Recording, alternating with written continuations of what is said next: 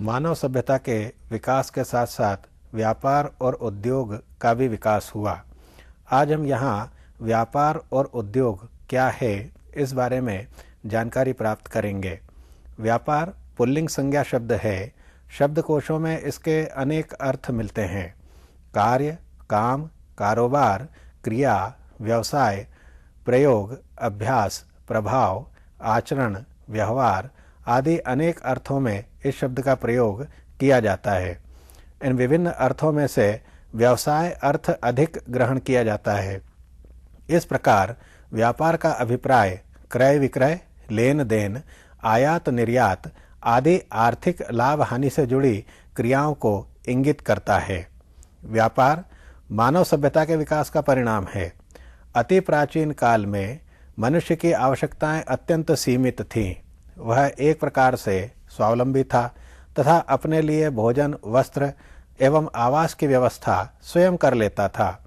इस स्थिति में व्यापार के लिए स्थान नहीं था, किंतु जैसे जैसे मनुष्य की आवश्यकताएं बढ़ती गईं, उसके लिए यह क्रमशः कठिन होता चला गया कि वह स्वयं अपनी आवश्यकताओं की पूर्ति कर सके।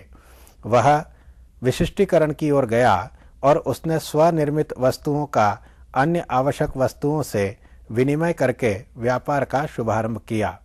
वस्तु विनिमय के रूप में प्रारंभ यही क्रिया मुद्रा के आविष्कार के साथ उत्तरोत्तर विकसित होती हुई आज अंतर्राष्ट्रीय स्तर पर प्रतिष्ठित है और क्षेत्रीय सीमाओं को पार करके विश्व समुदाय की आवश्यकताओं की पूर्ति कर रही है। सामान्यतः दो या दो से अधिक पक्षों के बीच होने वाले वस्तुओं और माल आदि के विनिमय को व्यापार कहते हैं। यह लाभ के उद्देश्यों से किया जाता है, किंतु कभी कभी इसमें हानि भी होती है। यदि विस्तृत अर्थ में विचार किया जाए तो व्यापार के अंतर्गत उन समस्त आर्थिक क्रियाओं का समावेश हो जाता है जिनमें वस्तुओं का वितरण इसलिए किया जाता है कि इनके माध्यम से उपभोक्ता की आवश्यकताओं को पूर्ण किया जा सके। इस प्रकार उत्पादन व्यापार का आधार है और व्यापार एक सामाजिक आवश्यकता है। यह आवश्यकताओं की पूर्ति के संदर्भ में अनिवार्यता बन चुका है। इसलिए सुई से लेकर जहाज तक का व्यापार गांव से लेकर बड़े बड़े महानगरों तक मिलता है। व्यापार सामाजिक विकास और समृद्धि का सशक्त आधार है। एक ओर व्यापार आवश्यकताओं की पूर्ति का साधन है तो दूसरी ओर आर्थिक लाभ का प्रमुख आधार भी है। अतः सामाजिक विकास में व्यापार की भूमिका अत्यंत महत्वपूर्ण है। व्यापार की मुख्य रूप से दो दिशाएं हैं, आंतरिक व्यापार और अंतर्राष्ट्रीय व्यापार। आंतरिक व्यापार से आशय उस व्यापार से है जो किसी एक देश की सीमा के भीतर विभिन्न स्थानों अथवा समूहों के बीच किया जाता है। इसे गृह व्यापार, राष्ट्रीय व्यापार और अंतर क्षेत्रीय व्यापार भी कहते हैं।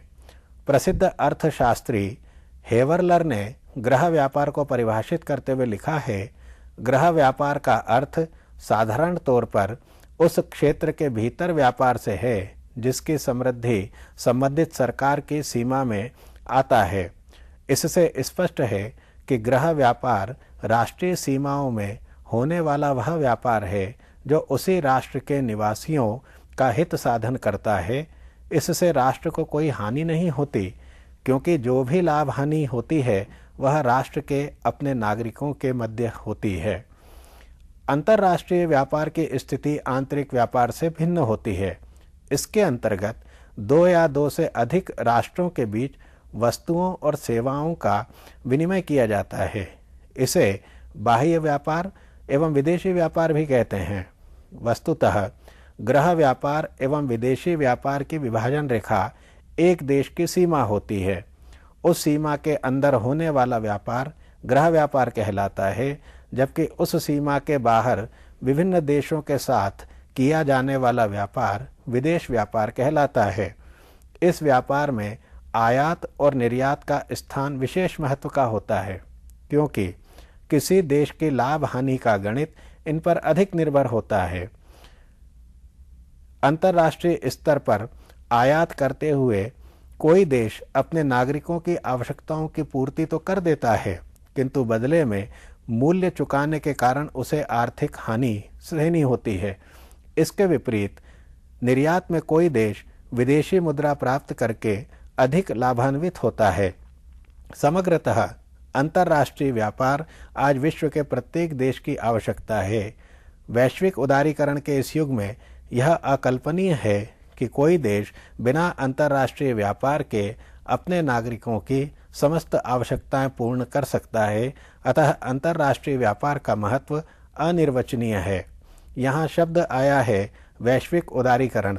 भारत देश ने आज़ादी के बाद में मिश्रित अर्थव्यवस्था को अपनाया था, जिसमें कुछ उपक्रम सरकारी थे और कुछ निजी क्षेत्रों के थे।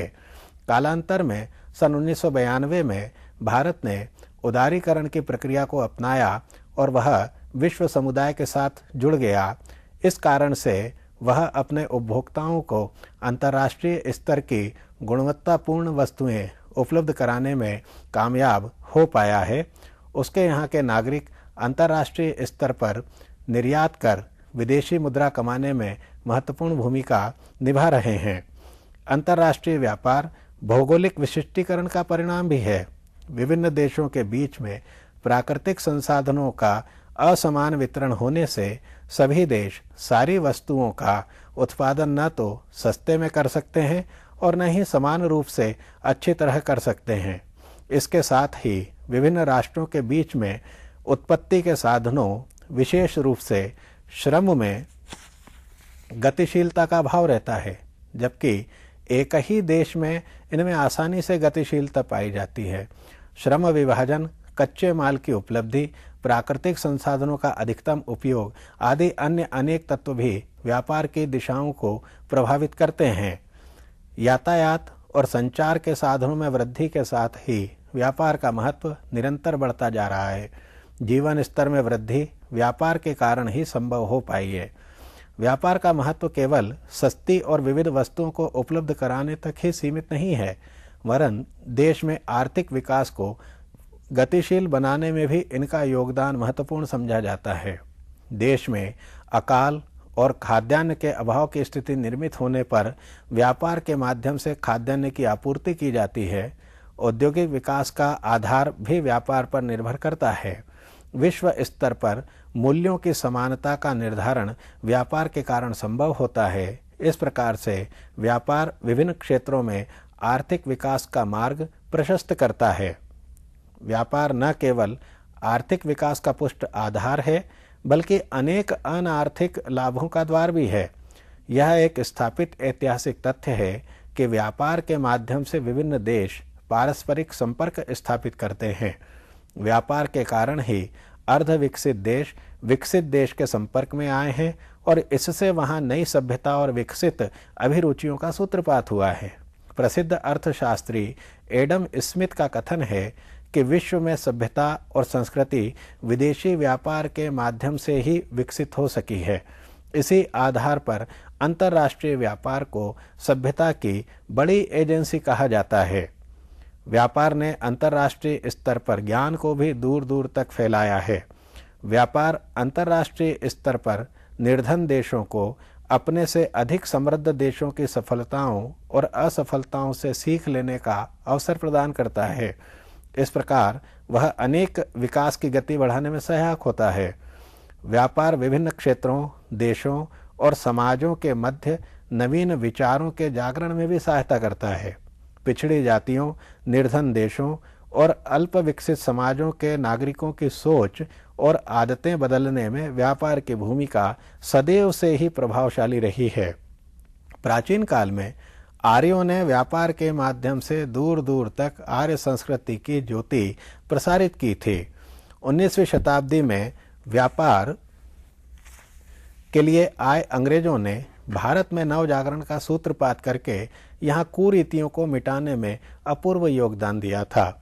यह बात ध्यान में रखने की है कि जब अंग्रेज इस देश में आए थे, तब इस देश में मध्यकाल की एक बहुत भयानक प्रथा, सती प्रथा जारी थी। सन 1828 में राजा राम मोहन राय ने पहल करके अंग्रेजों के माध्यम से इस कुरीति के खिलाफ कानून बनाने में बड़ा आंदोलन किया और अंग्रेजों ने इस कुप्रथा को इस देश से मिटाने में योगदान दिया। कड़े कानून बनाए जिससे कि कोई भी स्त्री अपने पति की मृत्यु के बाद चिता के साथ जलने पर मजबूर न हो, इसके लिए सती प्रथा के विरोध में कानून बनाया। जब अंग्रेज इस देश में आए तो वह अपने साथ में ज्ञान विज्ञान के साधन भी लाए थे, नए विचार लाए थे, ज्ञान का प्रकाश लाए थे। उन्होंने यहाँ आकर के यहाँ के लोगों को जो निरक्षर हो गए थे या जो कुरीतियों में जकड़े हुए थे, उनको उन कुरीतियों से दूर करने में महत्वपूर्ण भूमिका निभाई। वैसे अंग्रेज यहाँ व्यापार करने के लिए आए थे, लेकिन बाद में उन्होंने इस पूरे देश को गुलाम बनाया, जिसकी चर्चा आगे की जाएगी। व्यापार के कारण सिद्ध होता है कि व्यापार केवल आर्थिक समृद्धि का आधार ही नहीं, बल्कि यह सभ्यता के विस्तार का भी सशक्त माध्यम है। अंग्रेजी सभ्यता का विस्तार पूरी दुनिया में हुआ और एक नई प्रकार की सभ्यता में लोगों को ढालने में इसने महत्वपूर्ण भूमिका निभाई। व्यापार के माध्यम से विभिन्न पक्षों और देशों में पारस्परिक सहयोग एवं मैत्री की भावना का विकास होता है। इससे विश्व शांति की संभावनाएं पुष्ट होती हैं। कालांतर में जो देश आपस में लड़ते रहते थे, बाद में जब वे उदारीकरण की प्रक्रिया में शामिल हुए तो उनके सामने व्यापार मुख्य रूप से आया और उन्हें अपने झगड़े शांत करने में, अपनी शत्रुता मिटाने में बहुत मदद मिली। व्यापार ने आपसी देशों के संबंधों को जोड़ने में महत्वपूर्ण भूमिका निभाई। द्वितीय विश्व युद्ध के पश्चात बहुत से देशों में बढ़ते हुए आर्थिक व्यापारिक संबंधों ने उनके राजनीतिक संबंधों को भी सुदृढ़ बनाया है। अतः कहा जा सकता है कि बढ़ते हुए राष्ट्रवाद, बढ़ते हुए अंतर्राष्ट्रीयवाद अथवा इन दोनों की बढ़ती हुई दुनिया में अंतर्राष्ट्रीय व्यापार पारस्परिक हितों के संज्ञान और समझौतों का अत्यंत महत्वपूर्ण साधन है। जहाँ व्यापार अनेक प्रकार से हितकारक है, वहाँ अनेक संदर्भों में दुरुपयोग किए जाने पर हानिकारक भी हो जाता है। जब लाभ प्राप्त करने की होड़ में व्यापारी नियंत्रक बनने लगता है और अधिकतम आर्थिक लाभ की आशा में मानवीय मूल्यों की उपेक्षा करने लगता है, तब व्यापार शोषण और उत्पीड़न को जन्म देता है। भ्रष्टाचार और कालाबाजारी ऐसे ही व्यापार दृष्टि की उपज है। किसी भी देश की आंतरिक अर्थव्यवस्था इनसे खोखली होती है। अंतर्राष्ट्रीय स्तर पर तस्करी और उपनिवेशवाद भी ऐसी ही विकृत व्यापार की देन है। इतिहास साक्षी है कि सुदूर इंग्लैंड से व्यापार के लिए आए अंग्रेजों ने भारत को चौपट कर दिया तथा सोने की चिड़िया कहा जाने वाला भारत कंगाल हो गया। अंग्रेजों की उपनिवेशवादी दृष्टि का ही परिणाम था कि उन्होंने भारत देश को गुलाम बनाकर यहाँ के जो हस्तोद्योग थे, यहाँ के जो कुटीर उद्योग थे, यहाँ के हाट बाजारों में बिकने वाली जो वस्तुएं थी, जो हस्त निर्मित हुआ करती थी, उनको धीरे धीरे करके समाप्त कर दिया। यहाँ की ग्रामीण सभ्यता में चलन में रहने वाले 12 प्रकार के उद्योगों को तोड़ दिया। यह भारत की आंतरिक अर्थव्यवस्था को मजबूती प्रदान करने वाले उद्योग थे। लेकिन अंग्रेजों ने जब यह देखा कि बिना इनको तोड़े हमारे देश की मिलें चलना असंभव है, तो उन्होंने यहाँ के उद्योगों को ख़त्म किया और अपने देश की मिलों को, अपने देश की फैक्ट्रियों को आगे बढ़ाने के लिए यहाँ से कच्चा माल अपने देश में ले जाने लगे और वहाँ का बना हुआ पक्का माल भारत देश में खपाने लगे। इसके कई उदाहरण हमारे इतिहास में मौजूद हैं। आज भी वैश्विक उदारीकरण के नाम पर फल फूल रही उपभोक्तावादी तथाकथित संस्कृति व्यापार के ऐसे ही मानव विरोधी स्वरूप को प्रकट कर रही है।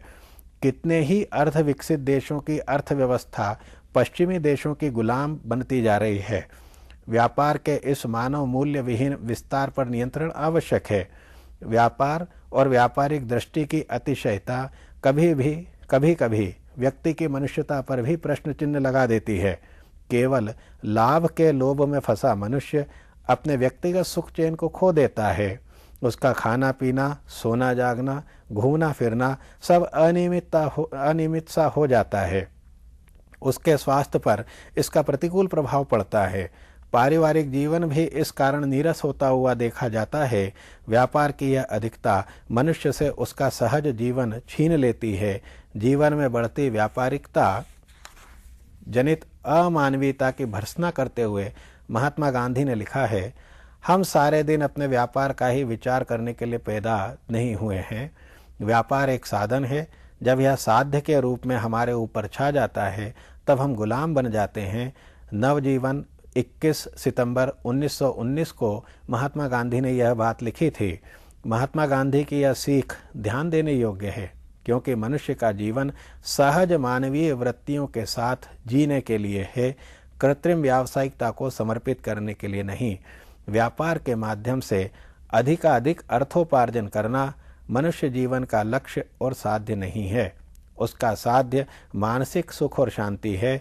इसी की प्राप्ति के लिए अर्थ एक महत्वपूर्ण साधन है, जो व्यापार के द्वार में प्रविष्ट होने पर प्राप्त होता है। सार यह है, हमें व्यापार करते हुए मानव मूल्यों और सहज मानवीय व्यवहारों का अतिक्रमण नहीं करना चाहिए। यह बात बहुत महत्वपूर्ण है कि जब हम केवल व्यापार के बारे में ही सोचते हैं, तब हम मानवीय मूल्य एक तरफ रख देते हैं। आज कुल दुनिया के विकसित देश इसी भावना से प्रेरित होकर के विकासशील और अर्ध विकसित देशों में प्राप्त संसाधनों का अनुचित तरीके से दोहन कर रहे हैं। बहुराष्ट्रीय कंपनियों के माध्यम से वे अर्ध विकसित और विकासशील देशों के प्राकृतिक संसाधनों पर अपनी नजरें गड़ाए हुए हैं, जिससे कि वे कम से कम दामों में उनके प्राकृतिक संसाधनों का अधिकतम दोहन करके अपने देश को और ज़्यादा समृद्धि के रास्ते पर कैसे ले जा सकते हैं। इस लोभ ने ही मनुष्य को प्रदूषण करने के लिए प्रेरित किया है। उसने प्राकृतिक संसाधनों का अंधाधुंध तरीके से दोहन करके अनेक प्रकार की समस्याओं को जन्म दिया है। मनुष्य आज केवल व्यापार के विषय में ही अधिक सोच रहा है, कैसे अधिक से अधिक अर्थोपार्जन कर ले। उसका दिन का चैन और रात की नींद चली गई है और उसका सारा जीवन अनियमित हुआ है, जिसने अनेक प्रकार की बीमारियों को जन्म दिया है। उच्च रक्तचाप, हृदय रोग, मानसिक परेशानियां, चिड़चिड़ापन, यह सब आर्थिक दबाव और दिन रात व्यापार का चिंतन करने का ही परिणाम है। जबकि प्राचीन काल में जब मनुष्य स्वावलंबी था, तो वह एक निश्चित समयावधि के लिए ही व्यापार का विचार करता था। उसके बाद वह निश्चिंत होकर के अपना काम करता था। लेकिन आज की आपाधापी भरी जिंदगी में मनुष्य के सामने कोई विकल्प शेष नहीं है। वह सिर्फ व्यापार और अर्थोपार्जन के बारे में ही दिन रात चिंतन करने पर मजबूर है। महात्मा गांधी ने जिस ओर इंगित किया है कि हमारा साध्य व्यापार नहीं है, बल्कि साधन है। व्यापार का अंतिम लक्ष्य तो शांति है, सुख है, समृद्धि है। लेकिन आज मनुष्य यह सुख, शांति, समृद्धि तीनों को छोड़ करके अर्थोपार्जन में लगा है, जिससे उसका चैन छिन गया है। हमने इस निबंध के पहले भाग में इस बात को जाना कि व्यापार किसे कहते हैं, व्यापार कैसे प्रारंभ हुआ। प्राचीन काल में मनुष्य स्वावलंबी था, उसकी आवश्यकताएं सीमित थी, लेकिन जैसे जैसे वह विशिष्टीकरण की ओर गया, वैसे वैसे वह परावलंबी होता गया और मुद्रा के आविष्कार के साथ स्थानीय स्तर पर होने वाला व्यापार अंतर्राष्ट्रीय स्तर पर पहुंच गया और दुनिया के देशों ने व्यापार करने के लिए दूसरे देशों को गुलाम बनाना शुरू किया और मनुष्य को आर्थिक लोभ में धीरे धीरे धकेल दिया। तो पहले भाग में हमने यह जाना कि व्यापार के कारण किस प्रकार से मनुष्य सभ्यता का विकास हुआ और आज की परिस्थिति में व्यापार को किन अर्थों में लिया जाता है, यह हमने इस निबंध के पहले भाग में समझा।